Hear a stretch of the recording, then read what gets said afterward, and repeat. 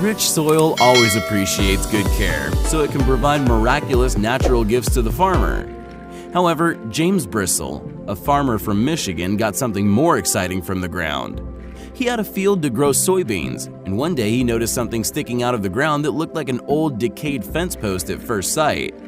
However, the find turned out to be much more amazing. James got an excavator to dig deeper and was stunned to see a well-preserved skull. These were the bones of a woolly mammoth that lived on the planet about 15,000 years ago.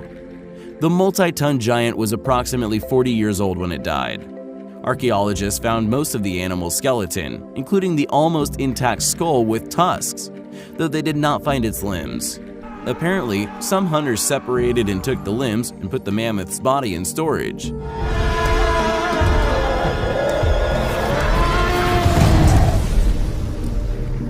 It is noteworthy that James exercised his right to keep some of the mammoth remains and gave most of the bones and the skull to a local museum. That was the first discovery.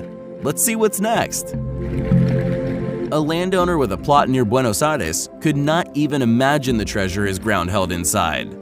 While walking around his farm, Jose Nieves discovered a part of an unidentified object in the ground, but it resembled of a dinosaur eggshell. Actually, the reality was much more fascinating. The farmer did not leave it as it was, but decided to dig the relic out. The find turned out to be much bigger than an assumed egg, as it was over 3 feet long. An explanation was offered by paleontologists who stated the object was a shell of a prehistoric animal that existed during the Ice Age, namely a young glyptodon, a kind of armadillo that inhabited our planet more than 10,000 years ago.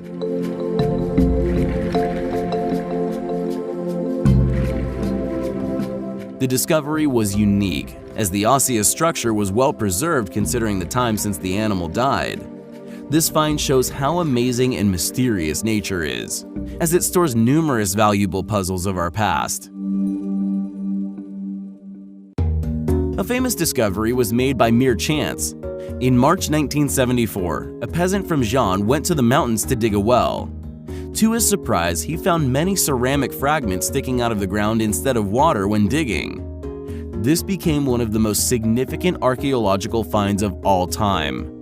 The terracotta army of Qin Shi Huang, the emperor who united isolated Chinese states into a single empire in the 3rd century BC. The notable historic relic dates back to 210 to 209 BC. Each of 8,000 warriors is a full-size statue made of clay that weighs about 135 kilograms. The weight of each horse is 335 kilograms. The baked material was covered with a special organic substance and painted.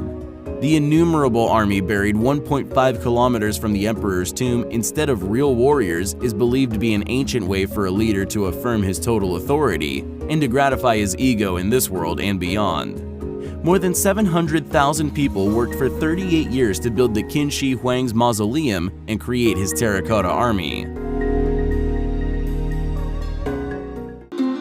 In the mid-1930s, an extraordinary discovery was made not far from Baghdad.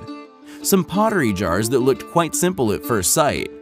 The Mesopotamian artifacts, which did not draw much attention at first, were later identified as the oldest galvanic cells. In other words, the most ancient electric battery in the world.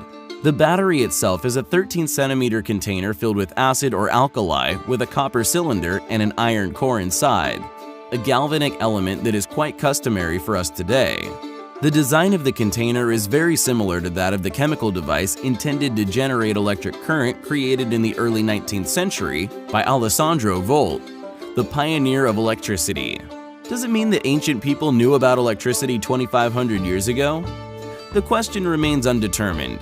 In 1947, Willard F. Gray, an American physicist, made an exact copy of the Baghdad battery using copper sulfate as the electrolyte. The battery produced electric current with a voltage of about 2 volts.